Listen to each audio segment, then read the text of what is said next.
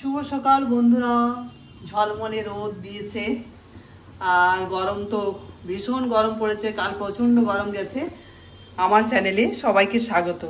তো এই পাট শাকের ঝোল বানাবো আজকে, তো তোমাদের সাথে সেটা শেয়ার করব। তো পাট শাকগুলো আমি বেছে ধুয়ে সব পরিষ্কার করে রেখেছি কেটে। আর এখন আমি এই গ্যাসের মধ্যে কড়া চাপিয়ে দিয়েছি আর তার মধ্যে আমি পাট শাকগুলো দিয়ে দিচ্ছি। এই পাট শাকগুলো এই পাট শাক না গরমে খেতে খুব ভালো, আর বেশ খেতেও ভালো লাগে, মাঝে মাঝে খাওয়া হয়। আর পাট শাকের ঝোলটাই বেশি ভালো লাগে। তো মুসুর ডাল দিয়ে হয়, সেটা আবার মেয়ে খেতে চায় না। তো পাট শাকের ঝোলটা মোটামুটি মেয়ে খেয়ে নেয়। তো পাট শাকগুলো এই দিয়ে দিলাম তুলতে, আর তার মধ্যে দিয়ে দিচ্ছি পরিমাণ মতো নুন।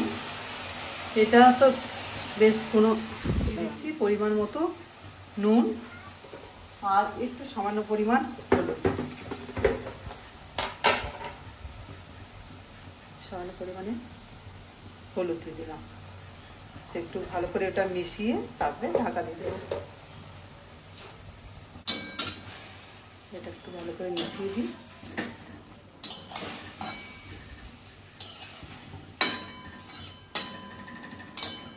পাট শাকের ঝোল বানাতে তেমন কিছু উপকরণ প্রয়োজনও হয় না, আর বেশ খেতেও ভালো লাগে আর সহজেই হয়ে যায়। তো চলো এরপর ঢাকা দিয়ে দিচ্ছি আর আঁচটা মিডিয়ামে করে দিচ্ছি। আঁচটা মিডিয়ামে করে দিলাম। তো চলো এটা হোক, বেশি টাইম লাগবে না, 5 মিনিটের মধ্যেই হয়ে যাবে।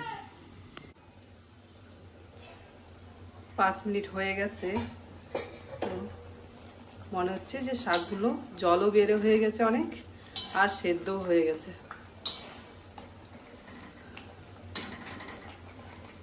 শাকটা বেশ ছেঁকে রাখিনি, ওই জল সমেত ধুয়ে ধুয়ে পরিষ্কার করে রেখেছিলাম, ওই জন্য জল জলই আছে। ঝোল বানাবো যেহেতু, ভাজা বানালে হয়তো একদম জলটা ঝরিয়ে তারপরে ভাজা বানাতাম। তো এই যে পাট শাক সেদ্ধ হয়ে গেছে। আর চলো এরপর নামিয়ে শাকটা এটাতে নামিয়ে রাখি।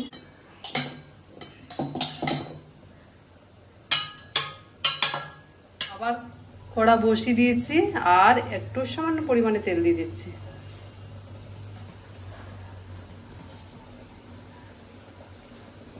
তেল দেওয়ার পরে এই শুকনো লঙ্কা দিয়ে দিলাম,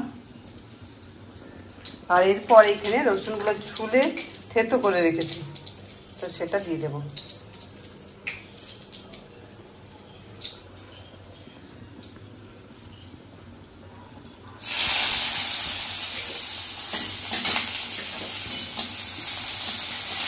রসুনগুলোকে একটু খুব ভালো করে ভাজতে হবে, একটু যেন লাল লাল হয়, তাহলে গন্ধটা ভালো বের হবে।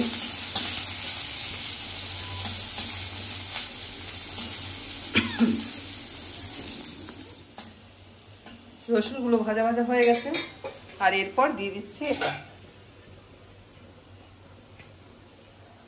পাট শাকের।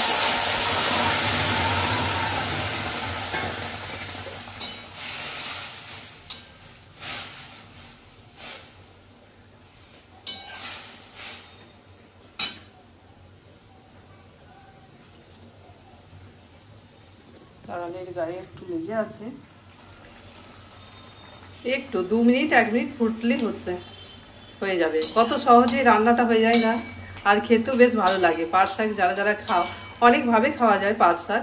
তো এটাও ভালো, গরমের সময় একদম খুব মশলার কোনো ব্যবহার নেই, কম উপকরণ দিয়ে হয়ে যাচ্ছে। তাহলে এটা খেয়ে শরীরেরও ভালো, আর বেশি তেল মশলাও যাচ্ছে না পেটের মধ্যে, তাহলে খুব ভালো হয় গরমের সময়। চলো পাট শাক রান্না করা আমার হয়ে গেছে, পাট শাকের ঝোল। তোমাদের কেমন লাগলো পাট শাকের ঝোল? একবার এইভাবে বানিয়ে খেয়ে দেখো বাড়িতে, বেশ ভালো লাগবে গরম গরম ভাতের সাথে।